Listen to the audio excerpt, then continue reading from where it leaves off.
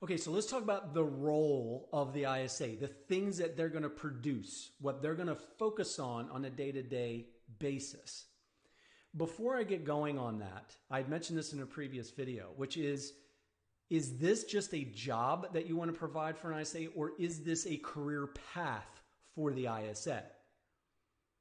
And what I mean by that is you want to make very clear to this ISA that you have a path. That despite the role that it is today, if they prove themselves over time, there will be more opportunities of growth long term. And if they want to become an agent at some point down there, great. But this is a career as an ISA. And in my opinion, this should not be a role as a temporary spot for them to prove themselves before becoming an agent. That is such a misperception out there. And in my opinion, that's why businesses don't grow. And that's why I see a lot of challenges internally from a cultural standpoint when agents do that or when team leaders do that. This is a pure role long-term as a career for an individual or individuals as a team. So it's very important that if you plan on building a team like this over time, it's important that you set that precedence. It gives them purpose. It gives them a path. And I can't tell you how vital that is. So make sure you have that in place and you constantly bring that up. Because as an ISA, you can go from an ISA to being a team leader, ISA team leader, to having a regional leader, to eventually director of ISAs. But my point is you want to have a clear, distinctive path for each ISA if they choose to. Right? So with that said, is knowing that path, knowing there's leadership opportunities, knowing that you're going to present that as a purpose for them, now what does it come down to of where they start? Well, as I talked about also to another video, is what's your purpose of an ISA? And I get this all the time from agents and team owners and team leaders, is this should be a position that grows your business, period. It increases appointments, quality appointments, not quantity. Quality appointments for you and your agents so that you see more business in the pipeline that will come to fruition. So with that said, it's vital that your ISA focuses on several key components. Number one, new incoming team paid leads. Notice I said team paid. So whatever you as a company pays for in terms of new leads, that's what an ISA should be working on. Whether they're office calls, whether it's coming in from lead sources like Zillow, Realtor.com, maybe it's other sources, HomeLight, referral sources, whatever it might be. The list is endless. Those are company paid leads that you're paying company dollars for. They should handle those. And you should have a system or a process in place to make sure that they're getting those leads accurately, especially if you tie them into your CRM. Okay? The next thing is you want to have them focus on is your existing database. 50% of all appointments that I created came from the database. So the database is pivotal, that they split their time to make sure that they're digging deep in your database to find opportunities with both buyers and sellers.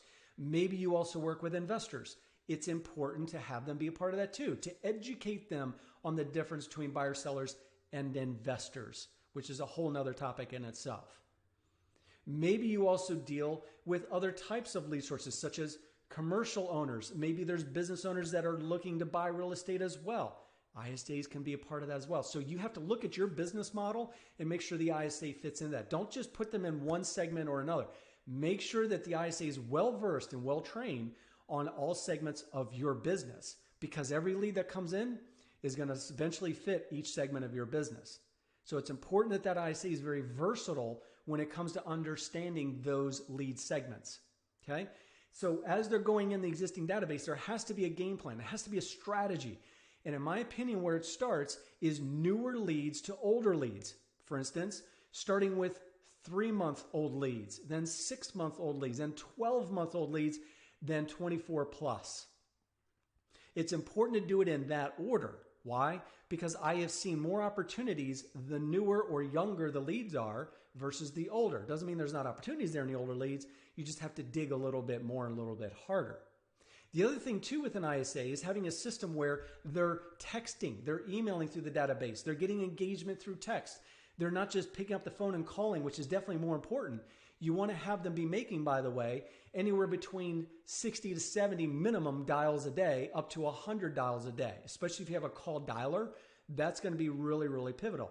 But bottom line is you want to have this ISA to be doing everything they can in the business and the leads of where you have them to be touching on them every day and have a specific game plan.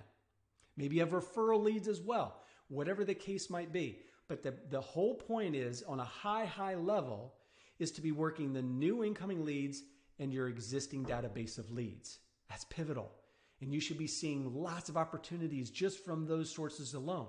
And then when you start mastering that, they can start getting into FSBOs and start getting into expireds and start getting into other referral leads that maybe you have.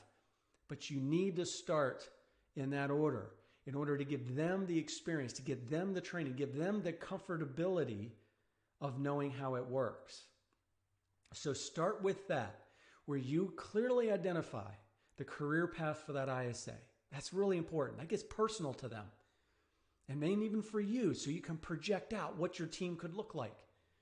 Because one ISA can cater anywhere between 4 to 5 or 6 or more agents in appointments. And think about that. A really good ISA can handle 6 to 12 agents even in booking them, depending on your lead flow and the amount of leads you have in your database. It really, really varies.